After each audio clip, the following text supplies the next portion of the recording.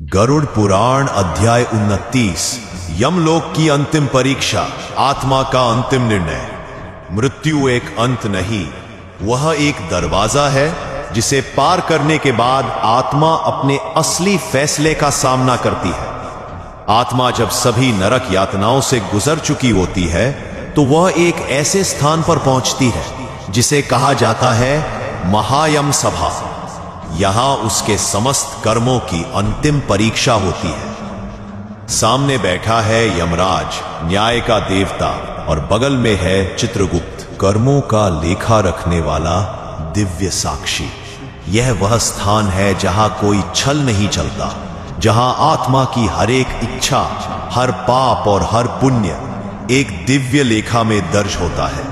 यहां आत्मा की आंखों के सामने उसका संपूर्ण जीवन चलचित्र की तरह चलता है। चित्रगुप्त आत्मा से कहते हैं, हे जीव, तेरे कर्मों का परिणाम अब तेरे समक्ष है।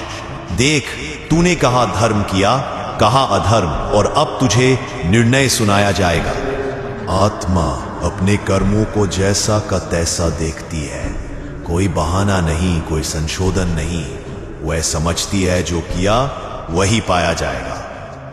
यमराज निर्णय सुनाते हैं। 3 संभावनाएं: स्वर्ग यदि पुण्य अधिक हो, नरक यदि पाप प्रबल हो, पुनर्जन्म यदि दोनों संतुलित हो। गरुड़ पुराण में लिखा है, यमराज का निर्णय अंतिम नहीं होता।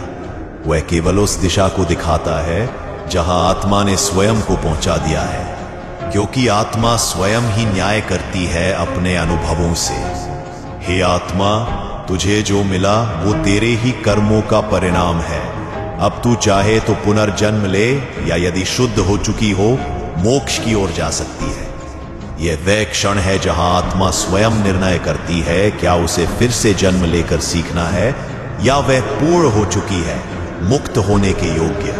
यदि आत्मा को पुनर्जन्म लेना है तब उसके पिछले कर्म, वासनाएं और अधूरी इच्छाएं उसके अगले जीवन का प्रारूप तय करते हैं। किस जाति में जन्म होगा, किस परिवार में कौन से दुख सुख, कौन से संस्कार। पुनर्जन्म आत्मा की वही कक्षा है जिसे वो पास नहीं कर सकी। यदि पुण्य अधिक है, आत्मा स्वर्ग जाती है जहां दिव्य भोजन, नंदनवन, अप्सराएं, गंधर्व संगीत और सांसारिक सुखों का आनंद। परंतु गरुड़ पुराण चेताता है, स्वर्ग स्थायी नहीं होता। पुण्य समाप्त होते ही आत्मा पुनः गिरती है। स्वर्ग विश्राम है, मुक्ति नहीं। अंतिम क्षणों में आत्मा मुस्कुराती है, क्योंकि अब वो जानती है जीवन क्या था, मृत्यु क्या थी, और आत्मा कौन है। वो पीछे देखती है और कहती है, हे जगत, मैंने अब तुम्हें समझ लिया है। अब मैं कहीं और जा रही हूं जहां केवल सत्य है। जब आत्मा मोह से मुक्त होती है, अहंकार से दूर होती है, पूर्णतः शांत, स्थिर और निर्विमान होती है, तभी वह मोक्ष की पात्र बनती है। फिर उसे भगवान विष्णु का आदेश मिलता है, हे आत्मा, तू अब इस जगत के बंधन से मुक्त है। अब तू मेरे लोक में आ सकती है, जहां न जन्म है न मृत्यु, केवल शांति है। हम सब आत्मा है जो किसी दिन इसी यम सभा में खड़े होंगे। तो क्यों ना आज से ही अपने कर्म ऐसे करें कि चित्रगुप्त मुस्कुराएं, यमराज आदर करें और अंत में भगवान विष्णु स्वयं बुलाएं। गरुड़ पुराण यही कहता है, मृत्यु का भय नहीं।